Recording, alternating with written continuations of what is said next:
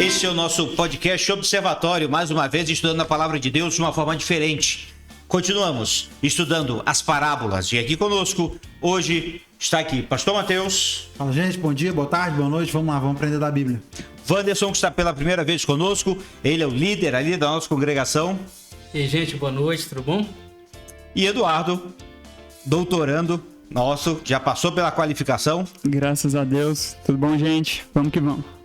E continuamos estudando as parábolas e hoje em Lucas capítulo 5, dos versos de 33 a 39, encontramos Jesus Cristo mais uma vez discutindo com os fariseus ali, e a discussão era exatamente por que os discípulos de Jesus não jejuavam, enquanto os fariseus jejuavam e os discípulos de João também.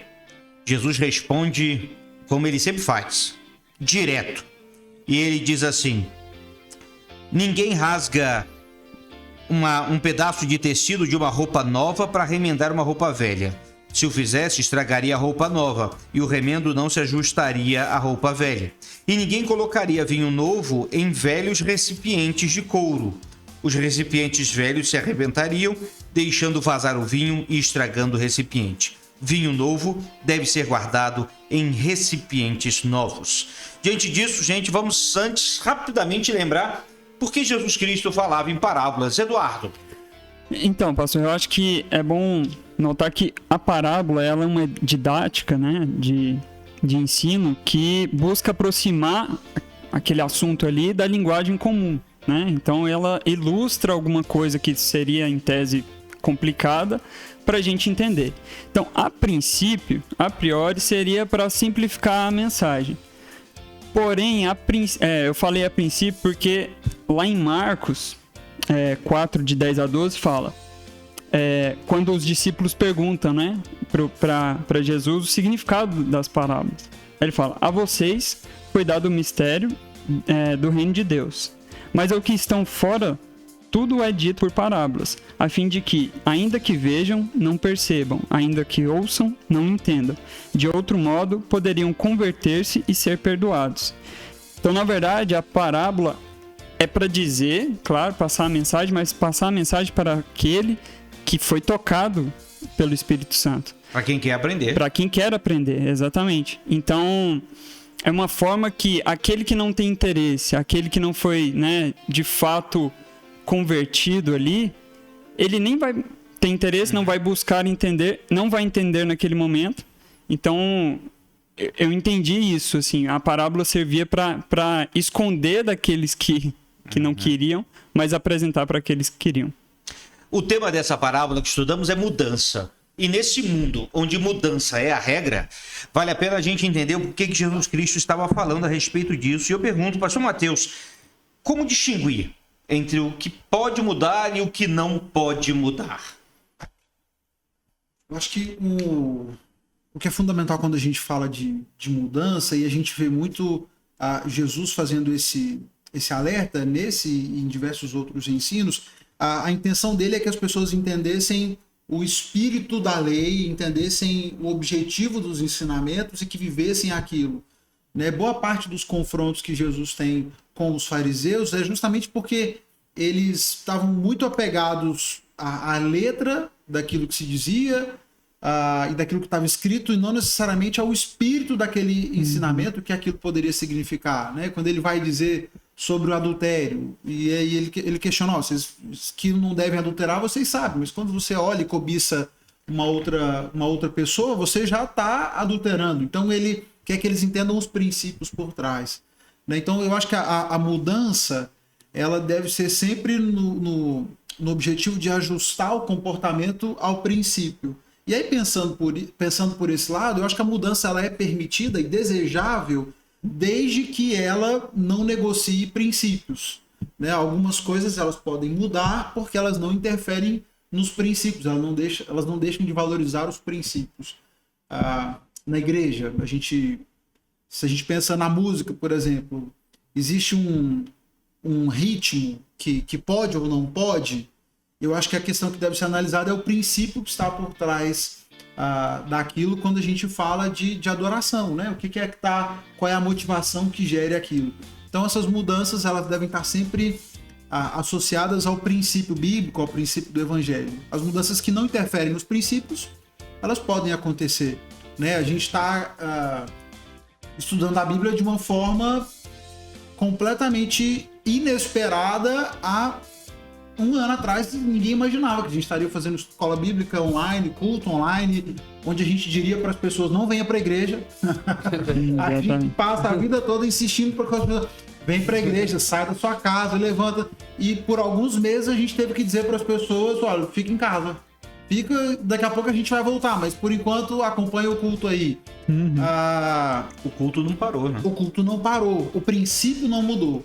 O princípio continua sendo da adoração, a pregação da palavra, a pregação do evangelho, mas o que mudou foi a forma de fazer. Então, a forma ela pode ser mudada, desde que ela permaneça fiel aos seus princípios.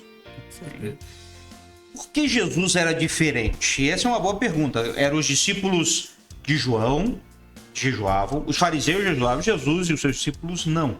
Wanderson, por que Jesus era diferente? Pastor, Jesus é diferente porque ele era o próprio Deus, né? Era o Deus em essência. Deus sendo humano, na versão humana, 100% Deus, 100% homem aqui na Terra. Então, não tinha essa necessidade de... Por ser Deus, né? Como é que estaria ali seus discípulos com ele, todo mundo junto com ele? Não via tanta necessidade, ele já era diferente em si. E aí a gente vê a diferença entre os fariseus e Jesus, porque os fariseus se preocupavam com eles. Jesus se preocupava com os outros, né? Então Jesus é sinônimo de graça. Essa eu acho que era a maior diferença entre eles. E fazia isso com autoridade. Com autoridade, isso. Vamos tratar um pouquinho de mudanças. Já que o tema é mudança, vinhos novos em odres novos, roupa nova em remendo novo em roupa nova, e assim tudo isso. A mudança, ela era necessária quando Jesus Cristo apresentou isso? E ela é necessária hoje, Wanderson? O que você acha? Sim, com certeza. Mudar não é fácil, né? Mas é necessário, porque tem muita gente que quer coisas novas, mas continuando fazendo tudo igual, né? É igual uma história que as pessoas contam que quantas pessoas é necessário para trocar uma lâmpada? Aí alguém fala, não, é 4. 1 para trocar e 3 para dizer, não, a velha era maravilhosa, né? Porque as pessoas, elas não querem, né? Então eu acho que a mudança é necessária. Ela tem que haver mudança, tanto naquele tempo como nos dias de hoje. Se não mudar dói, mudar requer sacrifício, requer renúncia, mas é necessário mudar. Pastor Mateus, toda mudança é boa? Não necessariamente. E eu acho que aí a gente entra um pouco no meu comentário anterior, né? Eu acho que se a mudança ela abre mão dos princípios que orientam determinada prática, ela passa a ser destrutiva, né? Então, se eu mudo só por mudar, só para dizer que eu fiz algo diferente, perde o objetivo, né? Então, a mudança ela deve agregar, ela deve ter um significado. Hoje, por exemplo, a gente tem o desafio de continuar pregando o evangelho de forma que as pessoas entendam e pregando em outro contexto, né? Por exemplo, quando a gente estuda um texto como esse, é impossível que as pessoas entendam o real significado dessa parábola se a gente não explicar o que está acontecendo aqui, porque muitos desses pontos não fazem mais parte da realidade. A gente olhando aqui, por exemplo, o vinho novo. Por que ele fala de vinho novo e odres novos? O odre era um recipiente de couro, né? Eles pegavam o couro de um animal, em alguns momentos eles pegavam um carneiro, por exemplo, tiravam toda a pele sem danificar o couro, depois fechavam as pontas das patas e pescoço, lacravam aquele recipiente de couro, curtiam, é claro, preparavam aquilo, e aí eles colocavam naquele couro novo, que ainda não tinha ressecado, que estava ainda flexível, colocavam o vinho. O vinho, no processo de fermentação, ele produz gases que geram uma pressão dentro do recipiente. O couro envelhecido, ele já está duro e ele não suportaria a pressão do vinho novo. Quando o vinho novo fermenta, ele gera os gases. Se Se o recipiente fosse velho, aquele couro velho, ele arrebenta. E aí você perde o odre e você perde o vinho. E é o que Jesus está dizendo aqui. Você não coloca vinho novo e odre velho. E aqui ele está fazendo uma referência aos ensinos dele, ao evangelho. Fala, se vocês não estiverem dispostos à mudança, a se fazerem de novo, vocês não vão ser capazes de receber o evangelho. Se vocês estiverem envelhecidos, endurecidos, vocês não vão poder receber. Agora, a gente tem essa mensagem para passar. Se eu só solto esse texto, talvez o meu ouvinte, que não faz a menor ideia do que seja um odre, não vai ser capaz de entender toda a profundidade da mensagem que Jesus está falando. Então, quando a gente fala de mudança, a mudança na igreja, no evangelho, vai muito disso, da nosso desafio de como é que eu posso pegar esse princípio, esse valor tão importante e traduzir para que alguém hoje ainda seja capaz de entender. Né? E isso vai de tudo, vai da música, vai do estilo do culto na igreja. A sociedade muda, os gostos mudam. Então, por que não, até certo ponto, eu fazer com que a linguagem do culto reflita a linguagem das pessoas? E aí, é claro, tudo tem limite. Né? Eu, particularmente, aí talvez seja minha cabeça não tão jovem, mas algumas pessoas... eu tenho dificuldade de imaginar um louvor com tum-tchá-tchá, tum-tchá, né? Eu não consigo imaginar. Para mim, não tem nada que gere adoração num batidão. Mas será que o único instrumento é o órgão? Então, eu acho que a gente tem que perceber até onde eu estou falando a língua das pessoas, porque Jesus fez muito isso, ele falava que as pessoas entendiam, até onde eu estou falando a língua delas, transmitindo os princípios sem negociá-los, né? Sem abrir mão deles. Então, as mudanças são realmente desafiadoras, mas quem não estiver disposto a se adaptar, o que Jesus coloca é que não está pronto para receber o evangelho. Eduardo. Só pegando aqui o pastor falou, e só acrescentando, tanto é que a questão da mudança, Jesus usava coisas simples para poder falar para as pessoas, né? Ele não usava o difícil, ele pegava pão, ele usava peixe, para poder mostrar para as pessoas que era simples, que era fácil, que era mais fácil de entender as coisas, tanto que o leigo entendia, como o intelectual também, né? É necessário fazer isso. Mas essa resistência que os fariseus estavam sentindo, aí vem Eduardo, mudar dói? Mudar dói porque mexe com rotina, mexe com hábitos, né? Atualmente eu tô lendo um livro, talvez alguns já conheçam, é O Poder do Hábito. E nele mostra que os cientistas analisaram pessoas que mudaram repentinamente do hábito, por exemplo, de fumar, de beber, e verificaram que tem uma parte central do cérebro que é responsável pelo hábito. É como se fosse o nosso cartão de memória, onde aquilo virou hábito, vai para ali. Então, você automaticamente faz essas coisas de forma mais natural. Aí, voltando, então, por que mudar dói? Porque no começo não é hábito. No começo, você trata aquilo com todas as áreas do seu cérebro como se fosse algo novo, como se você estivesse estudando algo novo. Até gerar um hábito, até ir para esse cartão de memória, é penoso, é um trabalho, né, árduo e tudo. Então, assim, tanto aqui na igreja, né, quanto em casa ou em qualquer lugar, se você quer mudar algo, saiba que no começo vai ser difícil, porque não está enraizado ainda. Depois de enraizado, vira hábito, aí sim que você consegue fazer isso automaticamente, sabe? E eu acho que quando a gente entra nessa questão religiosa, a gente junta a ideia de que o hábito seja sagrado. Se eu confundo o hábito com sacralidade, mudar o hábito é o equivalente na cabeça da pessoa a abrir mão de valores. Né? Então, se sempre foi assim, é porque então Deus quer que seja assim. E se alguém propõe mudar aquilo, você está indo contra a vontade de Deus, você está indo contra a palavra de Deus. E às vezes não são, às vezes são só hábitos. Né? Muitas coisas que a gente faz e não são erradas, mas são hábitos, não são não estão escritos em nenhum lugar que aquilo tem que ser assim. Mas como são feitos há tanto tempo, a gente já programou. Já tá ali. De alguma forma agride, porque seria como dizer para aquela pessoa. E talvez a pessoa sinta, né? Tá dizendo que eu fiz errado a vida toda.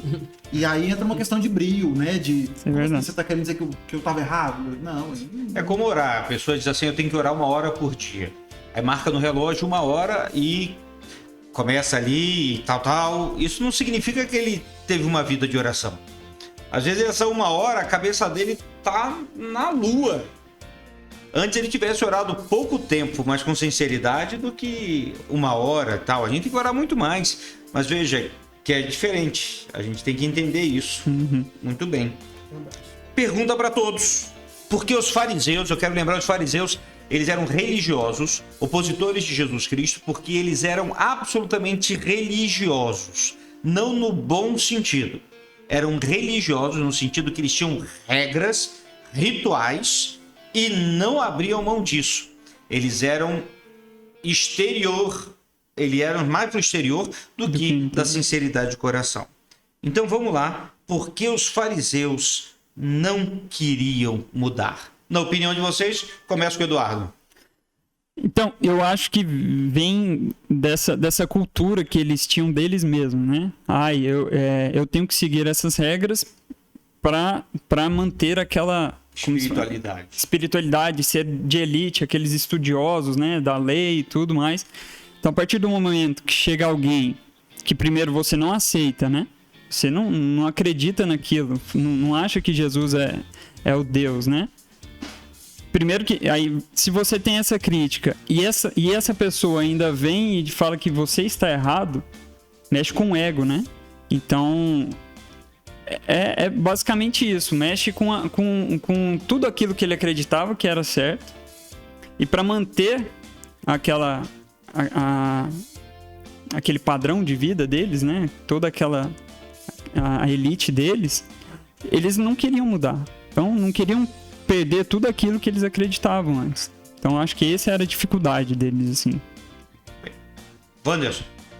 Eu acredito que eles mostravam ser mais santo que todos, né? Viviam de muita aparência. E por viver muito de aparência, mudar para eles não necessitavam mudar. Eu sou melhor do que os outros, eu jejuo mais do que os outros, eu oro mais do que todo mundo. Então, no pensamento deles, não é Jesus que vai fazer eu mudar, eu não preciso mudar. Então é mais fácil questionar do que mudar, né? Então era assim que eles pensavam. Pastor Mateus. Eu tava... Uma ou 2 semanas atrás, eu tava no Insta. E aí vendo...